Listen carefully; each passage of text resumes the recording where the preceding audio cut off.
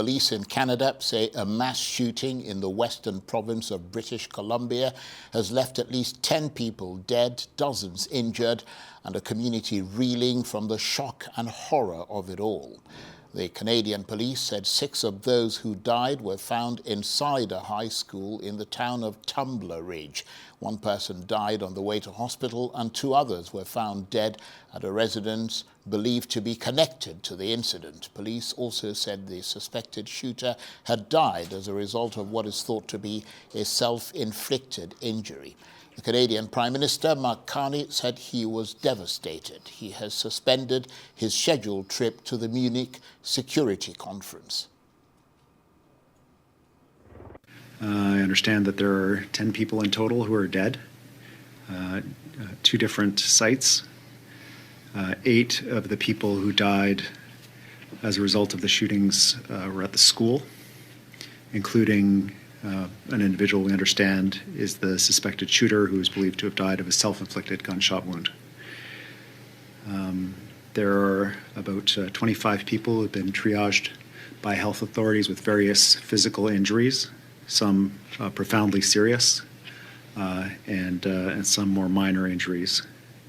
While the RCMP emergency alert has been lifted, the people of Tumbler Ridge remain in a state of crisis following one of the worst mass shootings in our province's and country's history. This is a devastating day for a close-knit community, and the loss being felt is profound. Well, let's stay in North America, because a former Florida police chief has said he received a call from Donald Trump in 2006 in which Mr. Trump told him everyone knew about the disgraced financier Jeffrey Epstein's behavior. The account is contained in an FBI document released in the latest batch of Epstein files. The officer's name is redacted, but Michael Reiter told the Miami Herald that he was the person that received the call from Mr. Trump. He alleges Mr. Trump called him after the department launched an investigation into Epstein and told him, quote, "Thank goodness you're stopping him. Everyone has known he's been doing this," unquote. The U.S. president has consistently denied any wrongdoing in relation to Epstein and has said he did not know about his crimes. Well, for more on this, I'm joined now on the line from New York by Arise special correspondent James Blue. Good to see you, James. What's the backstory to this latest development involving Donald Trump, the former Florida police chief, and the Epstein files? Well, Charles, it's just really good to be here with you. And we just the Epstein files just keep on giving. As they go through these 3 million pages of documents, they are discovering things that are in the files that, they just didn't know was there, and you can only discover through careful reading. And so what they've most recently uncovered are these words from a police chief who had a personal conversation with President Trump. And basically, in that conversation, the president admitted that people knew about Jeffrey Epstein. We should note the president has denied knowing of Epstein's behaviors, denied knowing of the wrongdoing, denied all of these things. But this admission by the police chief counters what President Trump has been saying. And, importantly, I guess, is there any suggestion of wrongdoing here? I wonder what the reaction has been and how much this casts some questions about what Donald Trump knew and when he knew it. I think the question of wrongdoing, Charles, is all about, just as you mentioned, what did Trump know and when did he know it? He's claimed for a very long time that he did not know of Epstein's efforts. But at the same time, at one point, he was in support of releasing the files. And then last year, after he went into office, he really stonewalled and did not want these files released. And so he's really been playing it out of both sides of his mouth. And we don't quite know However, it certainly seems that there is some damaging information in the files as it relates to President Trump. And this is just the first of what I suspect will be others that kind of tie him and connect him to the pedophile who committed suicide in his jail here in New York City. Indeed, because I mean, there's a lot more to come out. And it's also emerged, hasn't it, that the Commerce Secretary, Howard Lutnick, visited Epstein on his island in 2012, despite Mr. Lutnick's previous claims that he had cut ties with Epstein years earlier. I mean, how big a story is this?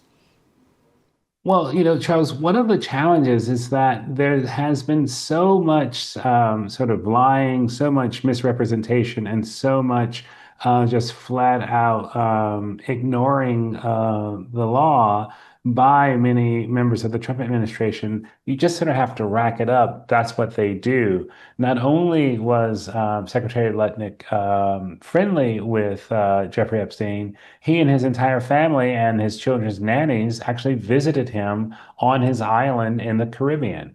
And so this really just makes the whole statement that Lutnick previously suggested that he did not know him, it just makes it a lie. I also believe Lutnick and Epstein were neighbors. They shared brownstones next to each other. And so it just reveals how sort of brazenly, willfully, and the Trump administration officials are willing to go to ignore the law. So, I mean, how much pressure is Mr. Lutnick under now? I mean, I understand Democrats and some Republicans are calling for him to step down, but the White House is backing him. Yeah, he is under pressure because he lied, and because he lied about this nature of the relationship with Jeffrey Epstein. I don't think he will lose his job, but I do think it's very hard when you have a president who is a convicted sex offender or convicted of sexual offense against E. Jean Carroll. It's very difficult to kind of place other infractions in that context. But I just want to say one last thing, Charles. At this moment, the U.S. Attorney General is testifying, and she is being questioned about the Epstein files, and the members of the committee plan to really take her through why it's been so hard and difficult for these files to get out more quickly and with more protection. Here in these pictures, you see Donald Trump with Jeffrey Epstein, and you see the way in which Epstein cultivated some of the wealthiest and richest people around the world. It's a fascinating story, really, even if a bit sad. I mean, it just seems like that story, even if the Justice Department wanted to close the books on it, isn't going to end anytime soon. And new information is going to keep coming out, as you mentioned at the outset. Well, I think, Charles, what that suggests is Epstein had very deep ties across the U.S., across the world, and with people of influence everywhere. And for me, that's what's most curious about these files. You see people like Deepak Chopra. You see people who are, the former Prince Andrew, who are trying to curry favor and trying to be noticed by they're trying to be noticed by others, and they somehow end up in this web with Jeffrey Epstein, and it's very, very curious. But he had a real, I guess, magnetic personality, and that is just something that he used to abuse people. He also used it to control people, and he used it, in some instances, people believe, to blackmail as well. Indeed. Stay with us, James. Let's get your take on our next story. A suspect who was taken into custody has been released in Arizona over the disappearance 10 days ago of the mother of a high-profile U.S. television presenter. Nancy Guthrie, the mother of NBC television anchor Savannah Guthrie, is believed to have been kidnapped at night from her home in Tucson. The suspect was questioned by local law enforcement, and it's thought they were detained at a location in the south of Tucson after a series of tips. On Tuesday, the FBI released videos and photos of an armed individual in a full-face balaclava, apparently tampering with a front door camera outside Nancy Guthrie's home. And Arise special correspondent James Blue is still with me on the line from New York. And we understand, James, that police in Arizona have now released a suspect who'd been arrested earlier. So no break in the case. What's the latest update? Well, we don't know that there's no break in the case. We just know that he's been released, and we don't exactly know what the tactics are. And his release may actually lead to the arrest of others. What we do know, in a town about 30 miles from Tucson, in Rio Rico, which is very close to the U.S.-Mexican border, there was a traffic accident, and it led them to decide, let's arrest this person. And they obviously knew more and didn't want to arrest him just on the traffic accident, but they were able to get him into custody. And Charles, this is the first sort of major break in this case that's been made public. I think it's very possible other things were happening, but this is the first time the public really learned sort of how the case has evolved and learned who is actually involved in terms of both police and in terms of charging district attorneys. And so it's just very stunning because the thought was that the system had been turned off. But it's very clear, even though if you turn them off, you can still actually capture something from the family. And a deadline for a $6 million ransom payment came and went on Monday with no sign of Nancy Guthrie. I mean, what sort of unanswered questions does that raise?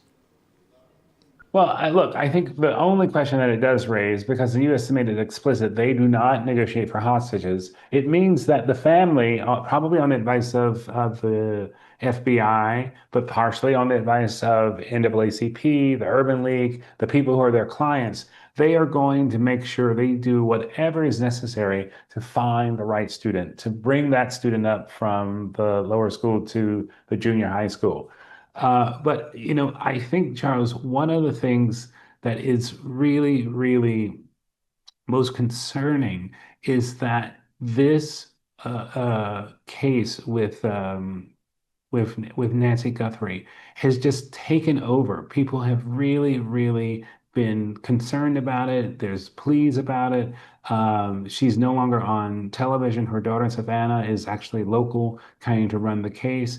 And it's really, really gripped this country because it seems so tragic that someone would be targeted simply because of the relations that they have. And so this gentleman who was arrested or who was brought in, not arrested, who are questioning, who knows what he turned over, but we're all waiting with bated breath to see what comes next. Indeed, and as you said, we don't know whether there's been some kind of break in the case, but based on what is public so far, is it surprising that so far, even though sheriff's deputies have been going door to door with sniffer dogs, no clues appear to have been located that could advance this search and investigation? Yeah, there's seemingly to be fewer clues than you would expect at this point in an investigation. However, one of the reasons why they were able to arrest this gentleman was because they had been following him for some reason. Charles, as we've seen in the tape, this footage that they were able to retrieve from the doorbell system, which had actually been turned off. And so it's a real indicator. It continues to record even when you turn it off. But Charles, I do think the police are doing their best job. President Trump has offered federal support. I know the state of Arizona is in on this. And, I am very hopeful that she will be found and that she will be found healthy and sort of able to move on. But this just has to be excruciatingly painful for the family as they go through it. But, the one thing I will say, Charles, because there's so many eyes on it, that will actually help the investigation. Yes, they're going to get crank calls. Yes, they're going to get false calls. But at the end of the day, they're going to get more people calling in, and someone knows what's happened to Nancy. And let's hope they call in and share that information, and the FBI and the other agencies are able to save her. James, thank you very much indeed.